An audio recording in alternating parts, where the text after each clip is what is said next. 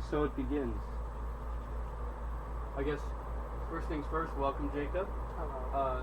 Glad to be here. Wonderful. I guess first things first, our mutual friend, who will eventually be on this cast, Bennett Bruce, we're dropping his name. He suggested that my name, or the name Dream&Do podcast is lame. These are his words verbatim. It's lame. It should have been called Journey into Imagineering because we both enjoy Figment and the ride Journey into Imagination. Yeah. So I guess that's what it will now be officially called, I like it. Journey into Imagineering. Thank you very much, Bennett Bruce. Hope to be here someday. Second thing off, this is the second episode, and now a monthly thing, and we had a couple of holidays. How was your holidays in New Year? They were wonderful. I love my family, and this was probably the first time we ever had a no drama holidays. Well, that's always good. It was beautiful. Everyone has a family tree. I've got a burning bush. Yeah. For once, everything went well. That's good. I'm glad to hear. How about you? My holiday, it was all right. I, busy going different places, seeing everybody, bringing in the new year. Very.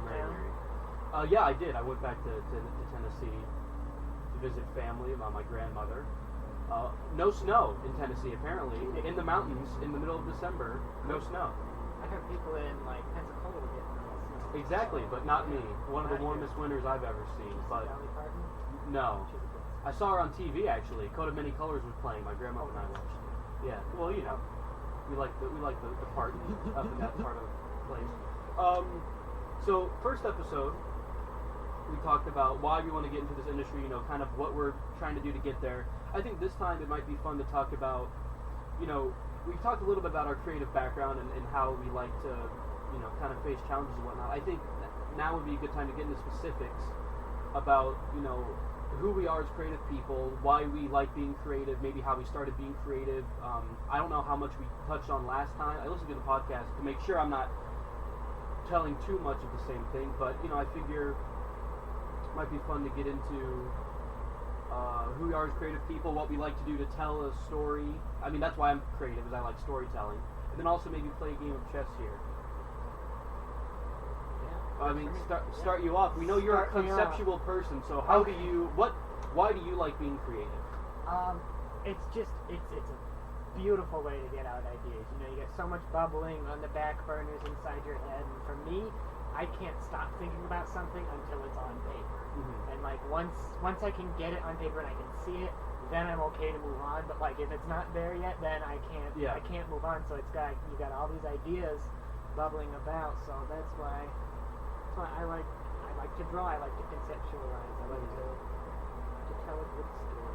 Tell you a good story. Now, what are the elements of a good story to you? Characters. That is the most important thing to me is characters, character development, and I've said this in the last podcast, but yeah. Yeah. I understand. It's just just not necessarily the main characters. To me, it's never about the main characters. Mm-hmm.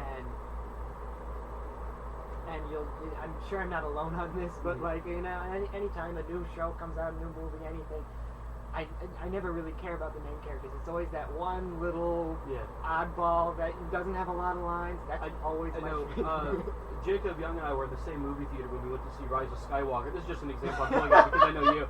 So, not to spoil anything about Rise of Skywalker, but there's one scene where Lando Calrissian is in a spaceship speeder kind of a thing, where there's a partition in the windows, and this what do you call him, deep voiced beaker? Yeah, he was. That's how his mouth moves. Yeah. It's this Muppet where Lando's just drive us there. The partition goes down. He just goes okie dokie, okie dokie. Yep. And then you got. And at the end of the showing, after all the things that happen in that movie, Jacob Young comes up to me and goes, "You know who my favorite character was? The guy who said okie dokie." And that's just it. That guy probably has a name, has a history, has whoever created that character. There was thought that went into that. That's what I like. Like I said, I like those background characters. And it's really unfortunate because those are the characters that never get the limelight. I mean, how many Star Wars characters are there out there that have names and backgrounds, but you only see them in the back of a shot? My favorite Simpsons characters, Professor Frink. My Yep. favorite Nintendo characters, Waluigi. My favorite classic Disney character in terms of Mickey's friends is Clarabelle Cow. Clarabelle Cow. You don't see her very often. No, Isn't that you don't. Goofy's love interest? Well, yes and no. In House of Mouse, it was highlighted as the love interest, but outside of House of Mouse, she's more for Horace Horsecollar. Although she does have a picture in the Goofy's Candy Company at Disney Springs. She's got a picture on his shelf. So. Well, if we want more Clarabelle Cow lore, I Yeah. know who to talk to. No, but that's just the thing about stories is that you and I mean, I know I get down and dirty in the Star Wars universe. It's my turn. Hey, I see what you're trying to. No, it's okay. I get checked, by the way. Why? Why indeed? It's I understand. Getting down and dirty. Me, I'm a Tolkien fan. I really love Lord of the Rings, but it's just because there's so much. Yeah, okay. Yeah, Clarabelle Cow lover over here, calling the Tolkien guy a nerd. But it's just so much to get involved with in the universe, and I figure it's like you said, I could care less. I couldn't to throw all those semantics out there. I couldn't care less about what the Fellowship's doing right now. Show me the history of Beleriand and the elves of Numenor and how the elves of Lothlorien are, led by the granddaughter of Celebrimbor, who made the one. Like, that's just stuff that's so interesting to me. Yeah. And Disney has a lot of that. I get Universal too, but mostly Disney. Universal, their storyline basically is you're on a tour and something goes wrong. But Disney, you're on a tour and something goes right. There's a little bit of a change there. No, but Disney really is that way. I think granted, I figure we should save it for another topic, but it's just such a good, juicy one to get into for hidden stuff. Society of Explorers and Adventurers. Oh yeah. Society of Explorers. I don't know if we touched on that last time. We probably did. It's so good. It's so good. It's so good. Do a whole one on that. And we did. We should. We should go really deep into it and talk about how much we enjoy, these Imagineers finding. Yeah, it's so good. Goosebumps. It really is. But for a little rundown, it's Imagineers putting themselves in the Disney canon, in the attractions that they made, and that's such a neat idea that they would just put themselves in there, and in a way that tells a story, and it enhances the attractions. Yep, enhances the attractions. And that's so true for all the Disney parks. Fantasyland has a story, Tomorrowland has a story, has a bunch of stories piled on top of each other. Adventureland has a story. I once saw a thing about Magic Kingdom. Apparently, there's the way you're supposed to go through the park. You start with Adventureland and end in Tomorrowland. Yeah. You ever heard this story? I did. Yeah. I'll tell you. You mind? Yeah, if I go tell- for it. Go for it. You probably know it better than me. well, I don't know if you. That could be up for debate. I don't know. I don't know that much about Clarabelle Cow. Anyway, but from what I've heard, from what the rumor is the story of Magic Kingdom is that you start down on Main Street as the opening credits, of course. You get to the centerpiece of the castle, and you're supposed to start in Adventureland because it's people setting out trying to find a new place to live, right? It's the adventure, exploring, and all that. And then you go to Frontierland, where it's still things to be explored and still a new frontier, for lack of a better, I guess, synonym. And you go from Adventureland to Frontierland, and Frontierland, people are starting to build towns, settlements, but they're still exploring the untamed wilderness. And then from there you go into Liberty Square, which has some mystery still too. The Haunted Mansion, but that's because there's history of people living there. It's a established town. And then from there you go to Wait, I want to pause you right there. Give you a little tidbit. Yeah. There is actually a journey through time that what you just talked about Yeah. from Adventureland to Liberty Square. Go ahead. And you can see it as you're walking towards Liberty Square. On the right side, all the buildings, their addresses are dates. Ah. So there you go. And I learned that you're actually walking across the United States because you start in the west and you go toward the east. Because the Haunted Mansion takes place in New York, and Frontierland is The West. California. Yeah.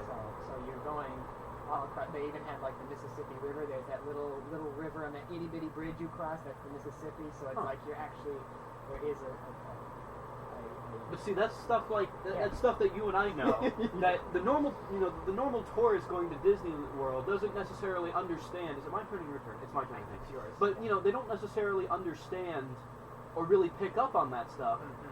But you don't need it. But the fact that we know it only adds to our enjoyment so Yeah. much more. Yeah. And Disneyland has those fair shares that I'm sure all the locals know because I've heard about that. But our hometown, Disney World, 4 parks better than 2. Yeah, as you said. But it's one of those things where we appreciate and enjoy those little tidbits like that. And like I said, you go from Liberty Square, an established town, into Fantasyland. Where everything's perfect. And this is where it starts to get broken up for me. I figure, Fantasyland is just kind of it's all it is, a Fantasyland. But I understand where they're going, where everybody's kind of living in harmony, and we've found a place. It's a small world after all. Yes.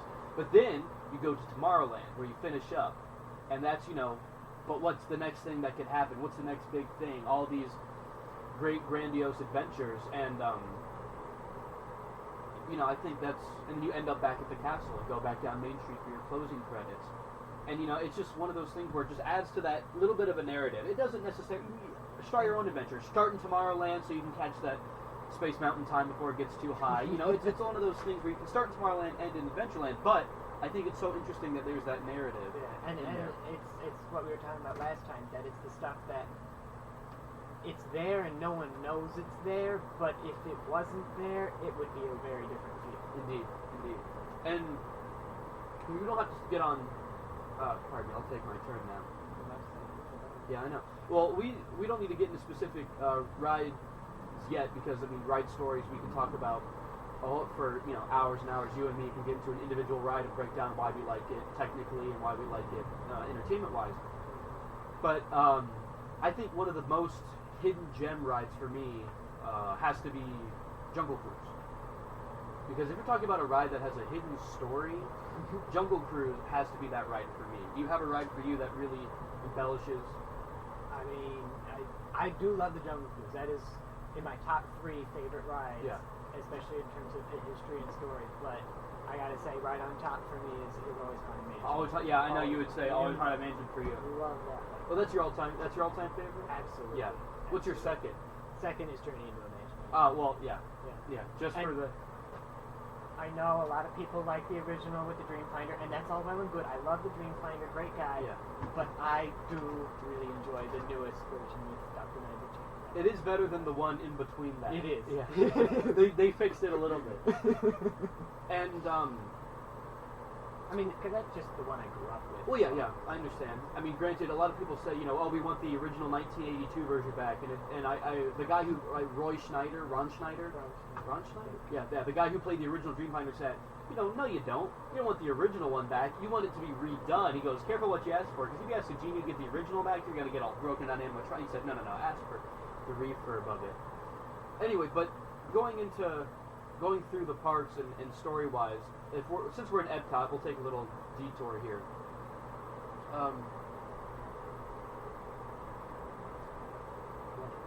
I hope you're recording.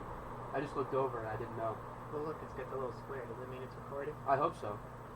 Because that's the stop button, so you should be recording. All right. Now the. No, it's fine. Now that we were fixing an issue. Hopefully now the sound should be better for the last half of this video. Yeah, now that the mics are working. Now that yeah, indeed. Anyway, I'll edit the part out where I look at the camera and go, are we recording? Anyway, so we were at Epcot. Your move. Yes, so while we're talking about Journey to Imagination, let's talk about Epcot here. So, Epcot is one of those, it's almost like Animal Kingdom in that you have to look for the story.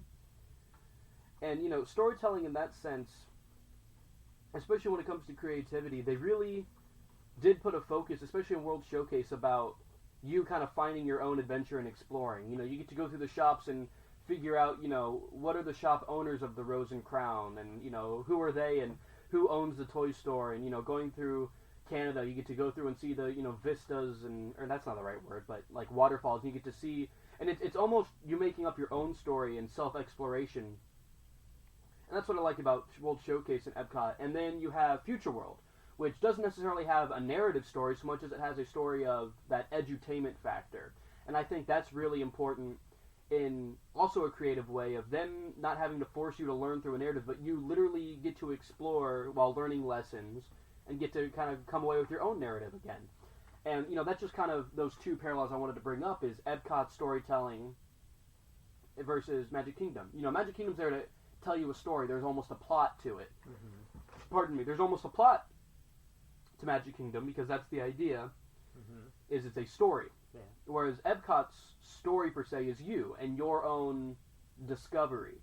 And that's one of those two things that Disney really puts together really well is you being able to discover new things and explore while also, being told a fun, entertaining story. And I just think those are really interesting how those are creatively brought up and juxtaposed. But going back to us being creative, we talked about, why we like the storytelling at Disney especially. You went? I went. All right. Well, I go and make up my mind, Chess. Tell me more about the kind of stories you like. We know you like characters, and that's important to the story. We went on a tangent through the parks about that, but tell me more about how you come up with a story. It really does. It's just a spark. What they say in imagination is that you just get this spark, and it's just it hounds you. Oftentimes whenever I feel I got an idea coming on, did you just move? Yep. Whenever I feel I got an idea coming on, what I'll do is I'll actually write it down in my notes or I'll take a picture or something and save it for later, and then I just spend weeks, and I in the car I'm thinking about it. I'm at home I'm drawing something and I'm thinking about it. Like you develop that over time, and once I get sort of a structured, here's the beginning, here's the middle, here's the end.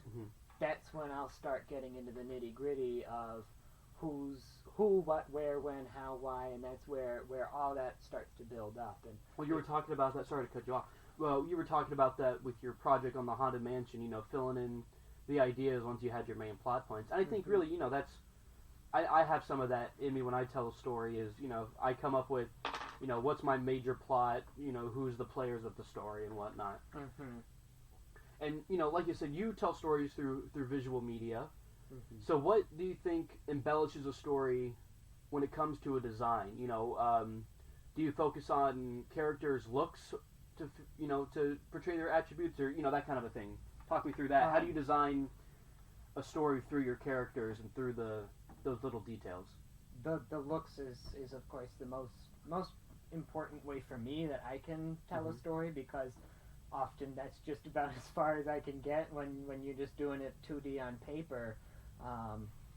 You're not making a comic book, you're just drawing a picture, and it pushes me to put as much of that character in that one little spot as I possibly can. So, yes, it's important to have certain qualities that, you don't want to start stereotyping. There's some things you want to do that, okay, he looks big, mean, and scary, but he's actually a cuddly teddy bear kind of thing. Those are always good to throw in, but there are always certain main attributes you want to go for. If they're particularly vain, you gotta make sure you stack on the eyeshadow. You gotta make sure the cheekbones tell you, are they nice or are they villainous. You gotta. There's the Grand Moff Tarkin cheekbone. Exactly. Yeah, the Grand Moff Tarkin cheekbone. Yeah, and beyond their own appearance, fat, thin, tall, short. Then you go into the clothing and what are they wearing? Why would they wear that? What's their closet going to look like? How are they going to do their hair? And then the final step is what position are they in? What's that one look they can give? That one, are they hand on the hip? Do they have the prop? He talks with his hands so much. I got to show you the shot. And are they holding? Is it a book? Is it a fishing pole? There's other things that you just stack on top of that to get that one final picture of, and I can do 3 or 4 designs of the same person, but anything I'm going to show anyone else is only going to be that one last one of, this is that character. You can know everything about them just by looking at them, kind of thing. And oftentimes, if it's a particularly good character, I'll write down their background, their history, and all that jazz. So, like I said, you like telling stories through characters and you like designing characters. What stories do you like to tell? This is my turn, your turn. I think it's your turn because I just took your piece. What That's story? true, that's true. What kind of stories do you like to tell? Kind of stories. I'm a very family-friendly person. Yeah. I love family-friendly stories. You know, I don't like to get too much into the blood, guts, and gore. I love to laugh. I don't like stories that make you cry all that much, or you know, the big angry people. And it scares me. Yeah. So I like those fun stories that, you know, there's always a happy ending. I can get into the dark and macabre, but Macabre. I like that word. Macabre, if you're Macabre. French. No, I like that. Macabre. I think that's what we should start saying now. Edgar Allan Poe is very macabre. Yes, macabre. But yeah, it's you can put some twists in there, but I like stories that the whole family can enjoy, type of things. Mm-hmm. You know. And while I dwell on that for a little bit longer, it is my turn in chess, but it is your turn in the questions. Okay. So what about away. why do you like creativity? Why do I like creativity? Well, I guess the same reason anyone likes creativity. You know, it's a chance for you to make something of your own without any limitations, really. You know, when I go through the creative process, you know, there's things I like to do specifically and things that I, pardon me, now, there we go, that's a balanced shot. Filmmaking, there we go. No, you know, it's, yeah, please speak into the microphone. Of course. No, you know, it's, being creative is one of those things where it's just, nothing, you know, I don't like math too much. I'm not really an academic in that sense.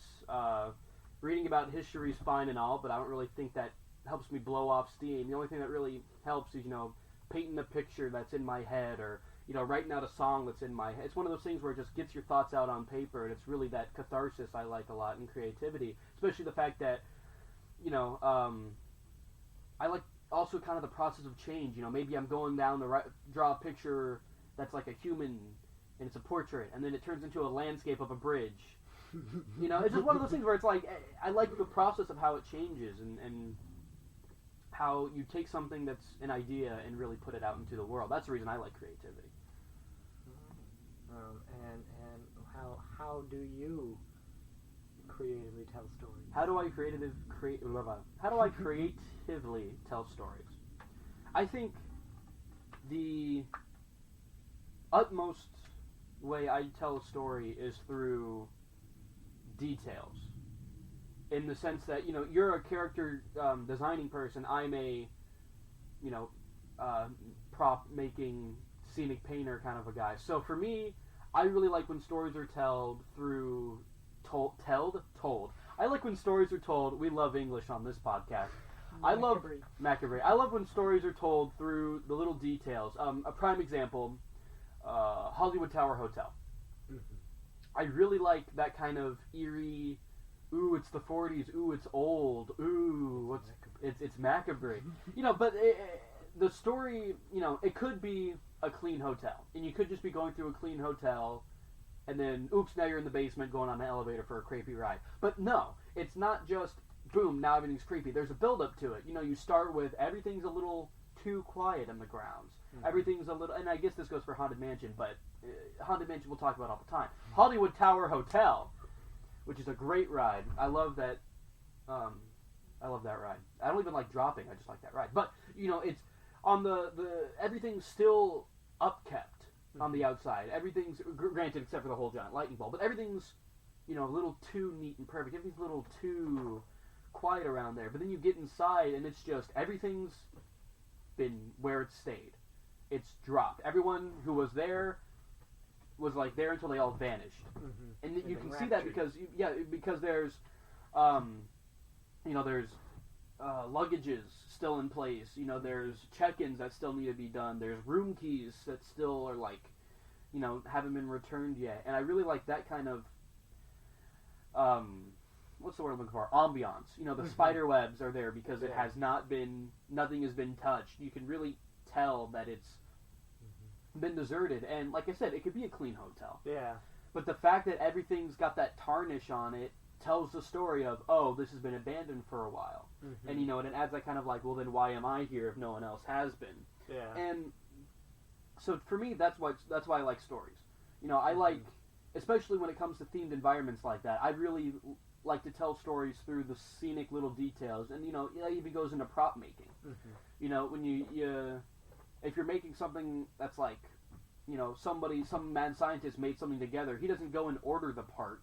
And he doesn't have this really sleek new designed thing. If it's a mad scientist cobbling together, you're gonna have bits of, like the DeLorean. It's got like a coffee maker on. I guess it's like Mr. Fusion. It's the future, but it tells that story. Yeah. So for me, that's how I tell stories, through the tangible objects of the universe, creating that around you. Gotcha. And actually, I have little tidbits about the atmosphere of the Tower of Terror. Please go ahead. That's why in the walkway. That's where everything. Which walkway? There's a lot of walkways. The walkway when you first get in line. Okay, the First walkway in the queue. entering the queue. Entering the queue. Okay, so not the is building. Not the building. So this is the grounds. This is the ground. The bowling green. That that's is what they're where they start with trying to throw you off, because you can notice it's very winding the way they do it, but the curves are never parallel. Okay. They're always just a hint different degrees, Okay. and they're never level. One's always lower than the other. So it looks good to you, but something's It's off. like when you're hanging a picture and it's just slightly off level. Exactly. That's great. Exactly. And something's off. And sometimes, at some points, the podiums will... I'm just using your hands as reference. Go ahead. At some points, the podiums will rise up, but the floor will go down. So your brain says, I'm going higher, but your feet say, no, you're going lower. So That's it's like great. They throw you off right and again, at the start. It's those little details that make me love these elements of storytelling so much. You can tell that there was thought put into these attractions. Mm-hmm. That's why, again, we want to get into this industry, is because we like creativity and we can understand and analyze those creative elements and really appreciate them for what they are. Not to say that anybody else can, but I mean, you and I specifically really enjoy those elements. Yeah. And the cobwebs you mentioned earlier, I don't know if you know this, you might, is actually hot glue. Yes. That they redo every few months. Is they use hot glue and zap that up. So if you ever need cool Halloween decorations, there you go. Yeah, hot glue blown out to look like cobwebs. So, walk me through some of the other attractions. Still got one more question. Oh, you do? Oh, sorry. Go ahead. Yes. Ask your questions. What was it was the last one you asked me? What was it? You can ask your own questions. You're gonna steal mine. Your questions are good. I don't have good questions. What was it? I'm gonna have to rewind and see. What is creativity? What do you do as creative? Oh, what is the stories you like to tell? What is the stories I like to tell? Well, that's where we also differ again. Yeah. So, granted, I mean, I'll tell families. I'm not telling stories that are, nobody's doing anything R-rated in my stories. But I really like, if we're going into my version of character studies, is I like watching somebody, go through a process. My whole philosophy when it comes to storytelling is, why are we watching this particular day of this particular person's life? And it's the reason I like stories that are more on the darker side of things is because I feel like it really helps you show how people deal with things. Mm-hmm. Granted, I'm not, again, it's nothing, it's all trivial stuff, but I like ghost stories. I really, but not even like scary, like, ooh, there's a ghost all of a sudden, ooh, jump scare, there's a ghost. I like stories. Well, I'll tell you a short story that illustrates what I like. Staying on the hotel side of things. Mm-hmm. So a guy checks into this hotel, right? Mm-hmm. It's one of those, Hotel California kind of. It's just off in the distance. He checks in. Such a lovely face. Such a lovely face. Funny you say that. That'll factor in. But so he goes to the hotel, right? Uh-huh. He checks in. It's a normal hotel. There's nothing really spooky about it, except when he's handed his key, the lady says, just so you know, you're on the 3rd floor. You're going to pass by a room. It doesn't matter what room, but you're going to pass by this particular room. It's going to be locked. You just walk past it. Don't bother looking at it. Which the worst thing you can tell to somebody, because they're gonna they're gonna I'm like, lady. Exactly. What does he do? He goes on the 3rd floor. He goes by the door and he tries to look in the keyhole. He looks in the keyhole. It's locked, but he looks in the keyhole. All he sees is like this blood red shade. No room, no nothing. Not the room's red. There's just a blood red shade. Blood red shade. Like, he looks in the keyhole, all he can see is the color blood red. Blood So red. what he's thinking is that, maybe, like, there's a drape trying to block the keyhole, just happens to be red. You know, how say what you will, but it's not going to... I bet they lock Colonel Sanders in there. You bet they lock... That's where the story ends. No, but, so, he goes about his business. The next day he comes down, he goes, look, I got to be honest with you, I looked in the keyhole, but, it didn't really seem all that interesting, but what's going on in there? And that's when the lady goes, ugh, nothing. She said it just like that. She said it just like that. Ugh, nothing. Like a liar. So the guy goes, all right. He decides to look in it again. Yeah. Like a person who'd just been lied to. Yeah. So he looks through the keyhole, and it's a normal room. And he's like, oh, well, they're just maybe doing renovations. It's a locked room. Whatever. This is lame. Yeah. Next day he goes up to the counter, and he goes, now I'm telling it like a joke and not a story. Next day this guy walks up. No. Yeah. But, so the this last lady's day... working a full time here. She's there every day. Well, she owns the place. Okay.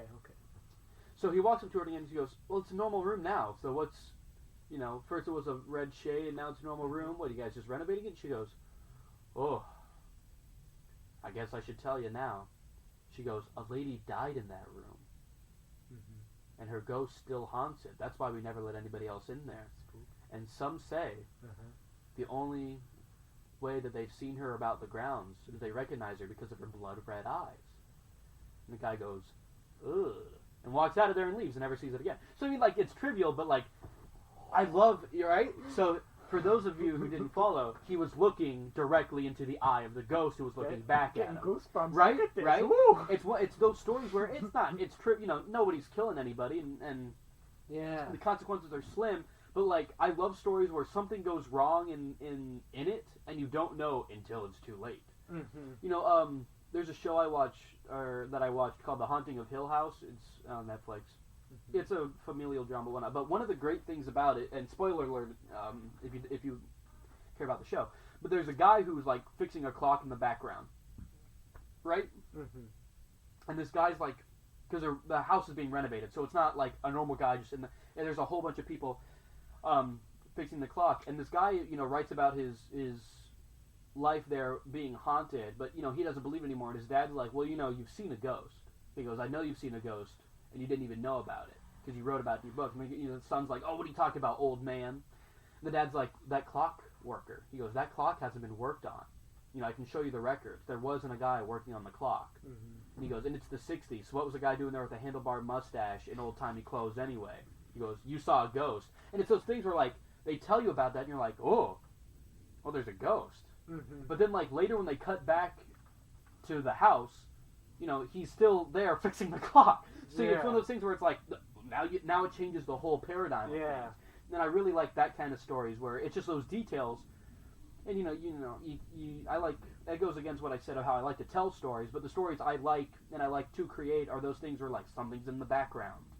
And you don't know it until it's too late. Yeah, that's good. I like, the original Michael Myers Halloween, 1978. There's shots of just Michael Myers in the background, and you can't see him because of how dark it is, but, like, if the light shifts, you can see that his mask is there. And I like that kind of thing where it's just, ooh, he's there, and you don't know. And again, I like horror movies. I like, dark stories. I like Poe a lot. I like the, Macabre. I like the Macabre. Yeah. Yeah. But, it's, I think it's because of those little details where it's like, ooh, sends a little shiver down your spine. I agree. Gives me a little chill. It's just, it's nothing hardcore, nothing trivial, no gory, but I mean, some of them are, but that's not what I'm into. I I don't watch Saw for the gore. I watch it for the weird chronology. don't watch Saw. Well, yeah, I can imagine. So, I guess we're getting into the place where we've touched on our topics. I think we'll wrap it up. Okay. Here in the last couple of minutes. I guess I really don't want to finish it up, but I guess we will. Just, I mean, if you want to keep going, I got the time. You got the time. Well, I mean, we've kind of reached the well, we've kind of reached the end of the leg on the topic here. I guess we should finish it up with a little bit of wrap up topics. Okay. So my final question for you is, what kind of stories would you like to tell if you got to the Imagineering position? That's what this whole thing's about. What would be like a dream story you get to tell? Well, expanding on the Haunted Mansion would always be, I'm just real, getting you in frame. Go ahead. Lower my very important mic. Yeah, so you can see, so you can be seen. Expanding on, like I said, expanding on the Haunted Mansion, or even creating an extension to that attraction would be amazing. Doing anything to involve the Society of Adventurers and Explorers would be great. Yeah, imagine being an adventurer and/or an explorer. Yeah, talk about a dream. But anything that I had a word for it. Macabre. No, anything that can almost. I said it a lot in the podcast, but the untold stories of great example, Dino Land USA. Yes. It's Chester. Talk on this. This is a great final topic. Chester and Hester's Dino-Rama. We accept that it is Chester and Hester's Dino-Rama, but who on earth are Chester and Hester? Or who were, since it's their dinosaurs. Were. Well, actually. Well, I mean, yeah, go ahead. Prove me wrong. Tell me the story. There is a story there that never been told. Except for this is an exclusive. This is an exclusive on the podcast. No, go ahead. No, that Chester and Hester were, if I'm not mistaken, an older couple, and their picture is in the Restaurantosaurus. And they ran the gas station that's now the gift shop at the Dino-Rama. Yeah, like the end of the world gift shop. Yeah, that was a gas station that they owned. And I might be a little off. It's been a while since I've heard the story, but it was that the Carnotaurus skeleton was found on their land. And so now the Dino Institute was like flooding to it, and it suddenly became like dino fever around there. And they allowed the institute to build their institute, their little hub area there, and that's when they built the Dino-Rama. It was a big old tourist trap to cash in on that. And you can just see in the Restaurantosaurus is absolutely gorgeous in terms of things little like that.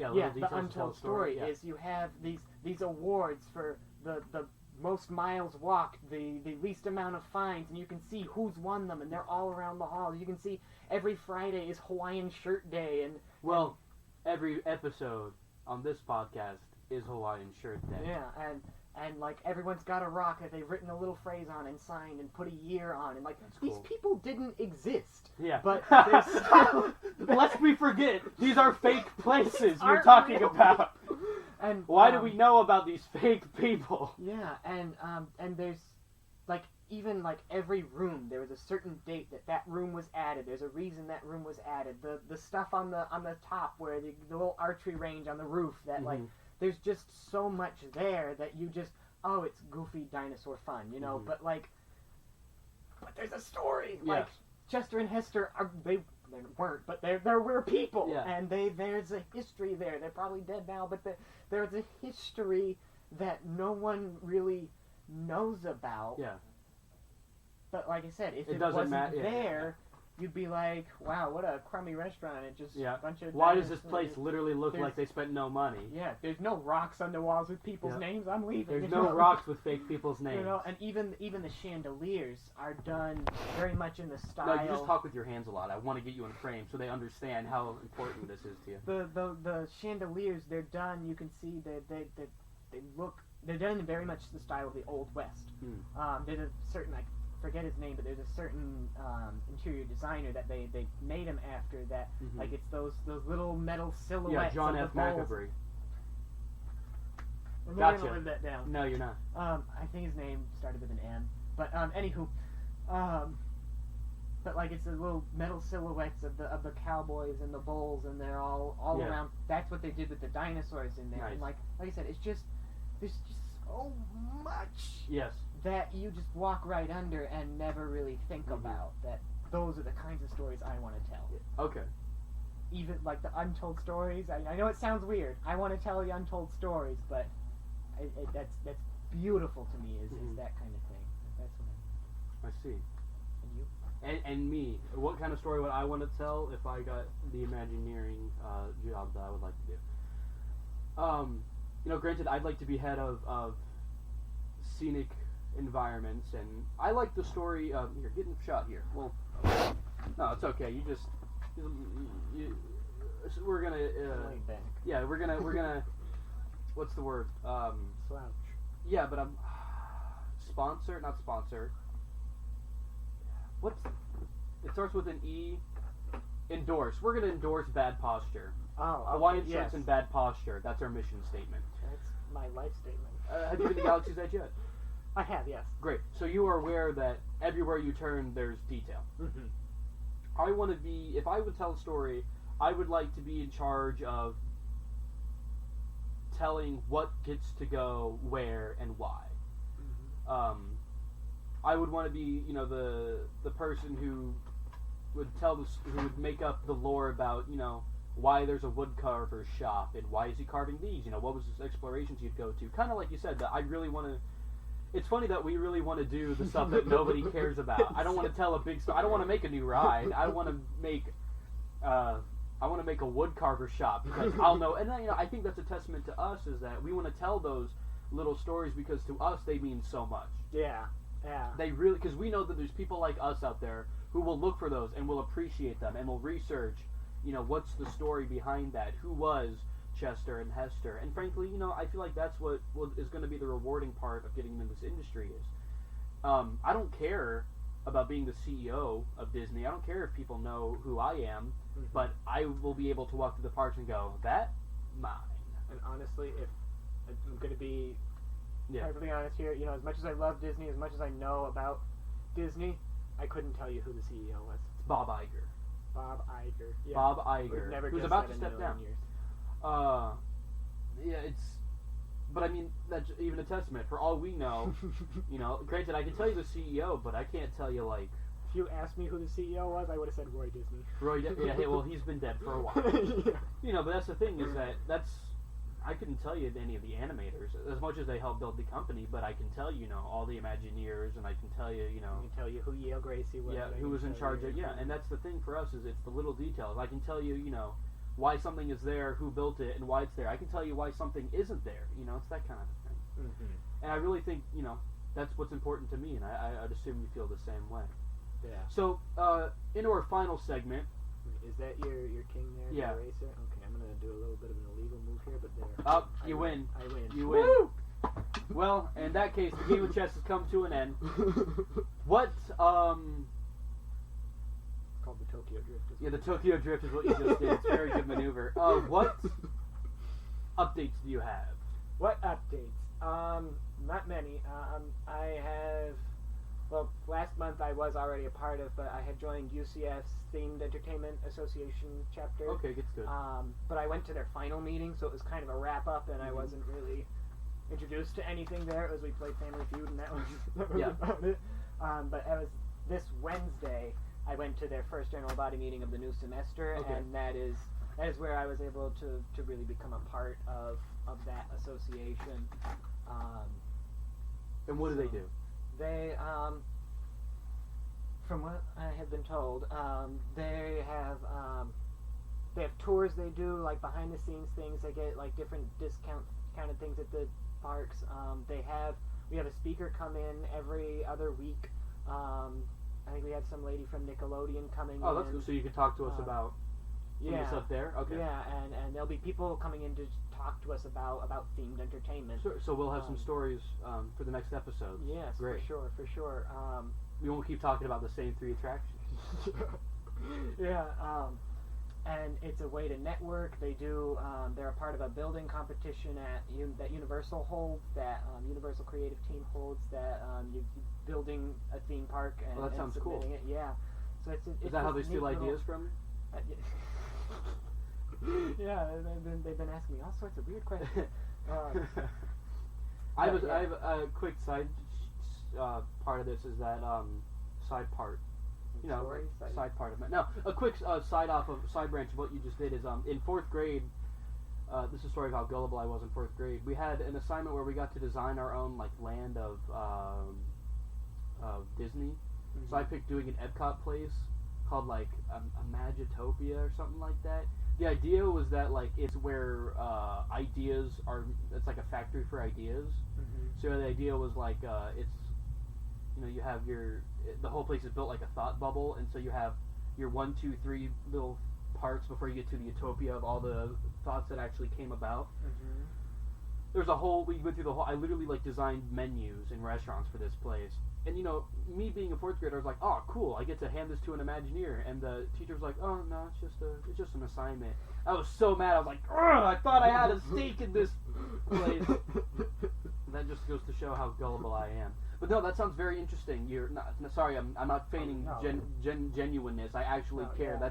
That does sound pretty cool. Plus, you know, you get to hand off topics that you get to hear from speakers that I won't be able to hear, so I get to live that through you. Yeah. Score. And I'll see if I can, you know, get the contact. Okay, here we Yeah, go. yeah, get Slide that along. network that in there. Yeah. I'd like to also hear about this competition. That sounds like fun. Well, I mean, when it comes. Yeah, they out. haven't told us too much about it.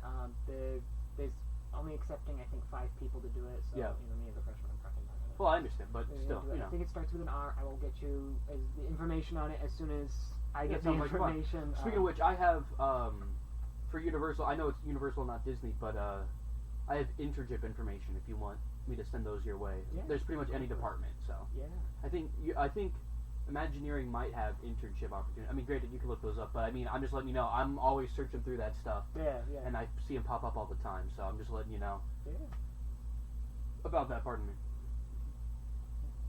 I think that's pretty much all the update I have. The only other thing I have in terms of updates is I tutor a kid. He's the son, I might have said this in the last one, he's the son of one of a company that does a lot of sound systems for the different parks. They're called Forward Thinking Designs, getting that plug in there. Wow. All right. And I actually tutor him in their office because that's the only that's closest to. Are we going into NDA stuff? Are we gonna What NDA? non-disclosure agreement? no. Do you have to? Can you say this legally? No. I mean, yes, I can. Okay. Probably. I hope so. I mean, I just tutor. I don't do anything. But you're repping the. You know. They're not a sponsor. No. But if you're gonna get your theme park sound equipment anywhere, hopefully this doesn't get us in legal trouble. Yeah. But get it from Forward Thinking Designs. Yes. And their parents, they own the company, and they hosted the International Association of Amusement Parks and NAA. IAPA. IAPA. They hosted the Mixer. Oh, cool. They were one of the sponsors for the Mixer this year, so I was able to go. Nice. Through them. So it's like How was that? It was good. It was just there was a lot of people. Yeah. And of course, I've got a business card. I'm a graphic design student. If Nice. anyone wants that. So, it's a great place to network. You know, when you're actually getting closer to being in the business.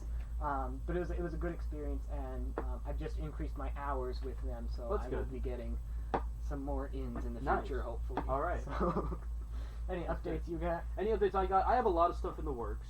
I've applied to like 5 different positions now, mostly for Universal. Also, I went to an audition for